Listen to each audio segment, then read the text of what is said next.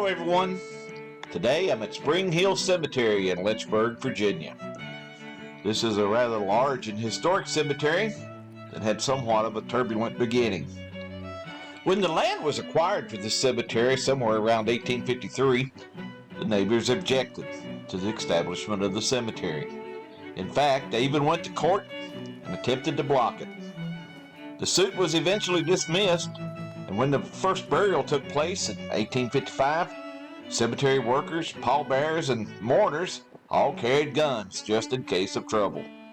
But the burial went off without a hitch, and the official dedication of Spring Hill Cemetery took place in 1856. This cemetery is located right next to Lynchburg City Stadium, which is the minor league baseball park.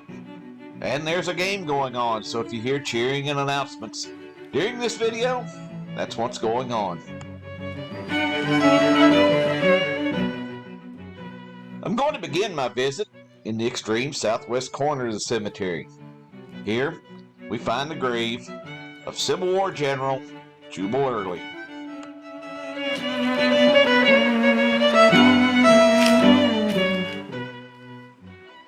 Jubal Anderson Early was born on November 3rd, 1816 in Franklin County, Virginia. He was the third of Jacob and Ruth Early's 10 children.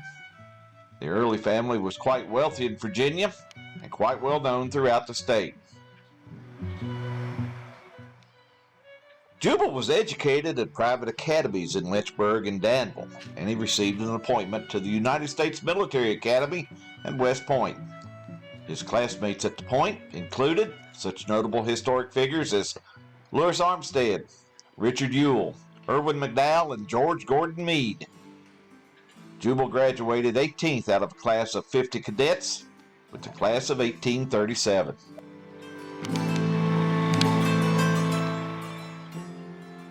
After graduating from West Point, he was assigned to fight in the Seminole War in Florida, but he saw little action and returned to Virginia.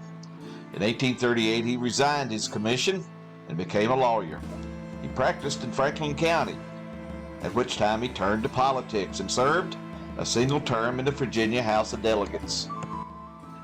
During the Mexican-American War, Jubal returned to military service as a major in the 1st Virginia Volunteers.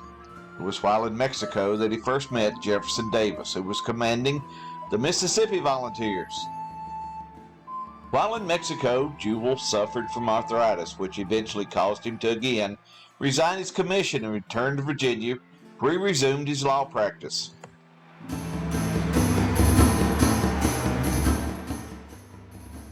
When Virginia was considering leaving the Union, Jubal opposed secession. But when the war broke out, Jubal, like General Robert E. Lee, chose to remain loyal to his home state and accepted a commission to serve in the Confederate Army.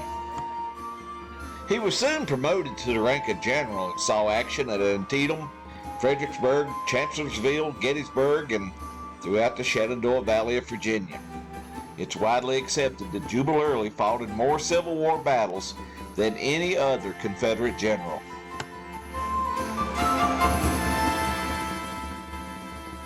In 1864, the Union adopted a scorched earth campaign designed to disrupt the Confederate supply lines in central Virginia.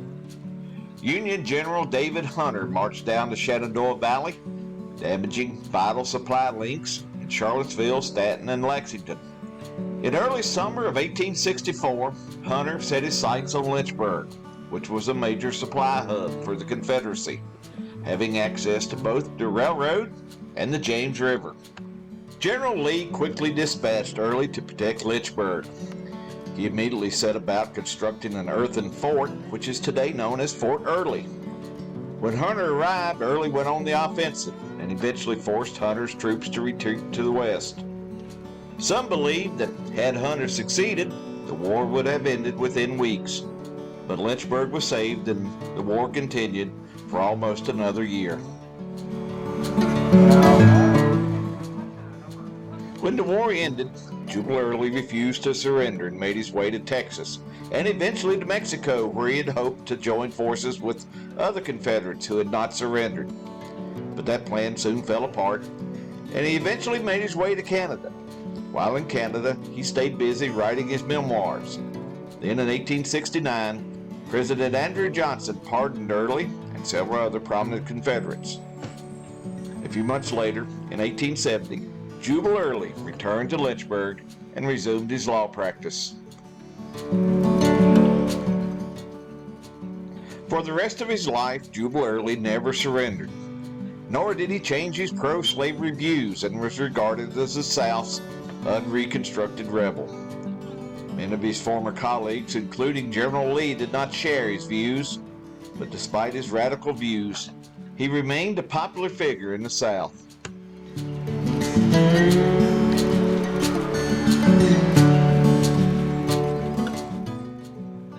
On the morning of February 15, 1894, Jubal Early fell down a flight of stairs at the Lynchburg post office.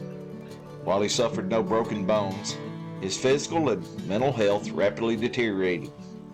On March 2, 1894, General Jubal Early died at his home here in Lynchburg. Flags throughout the city flew at half-staff, and on the day of the funeral, a procession of 300 VMI cadets accompanied General Jubal Early to his final rest here at Hill Cemetery.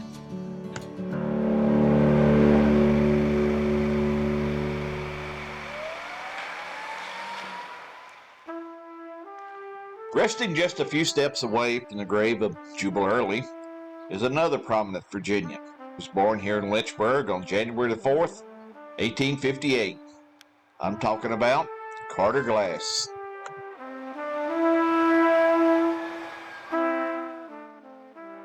Carter Glass was a newspaper publisher, but is best known for his involvement in both Virginia and national politics. His political career began when he was elected to the Virginia Senate in 1899. He served in that body until he was elected to the United States House of Representatives in 1902. It was while a member of the House that his national influence began, especially when it came to financial matters. He served as chairman of the House Banking Committee until 1918, when he resigned to become Treasury Secretary under President Woodrow Wilson. He served as Treasury Secretary for 2 years, and in 1920, he was elected to the United States Senate. While a member of the Senate, he served as chairman of the Senate Appropriations Committee from 1933 to 1946, and as President Pro Tem of the Senate from 1941 to 1945. While in the Senate, Carter Glass turned down President Franklin Roosevelt, who wanted to appoint him to a second term as Treasury Secretary. Glass and Virginia's junior senator, Harry Byrd, were strongly opposed to many of Roosevelt's New Deal policies, each choosing to support a more conservative approach that allowed states the right to appropriate funds rather than having burdensome federal control.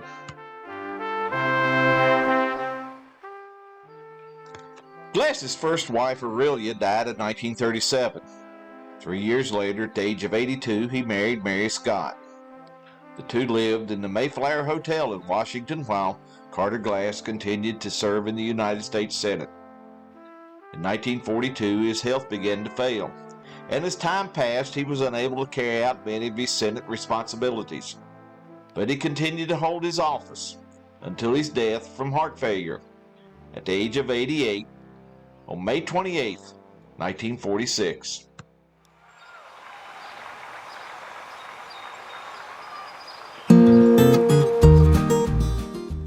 Well, this is where I'm going to end this video.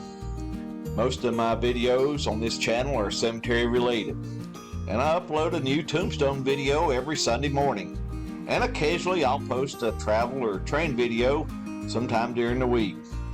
So if this is your first time here, welcome. I hope you will consider ringing that bell and subscribing so you'll be notified when new videos are posted. If you're already subscribed, thank you so much for helping my channel grow. Finally, if you have any memories of the people or places that I visit in these videos, please be sure to leave me a comment. Your comments are always welcome and very much appreciated. Now, as always, please remember, life is a wonderful journey. Be sure to take time and enjoy it.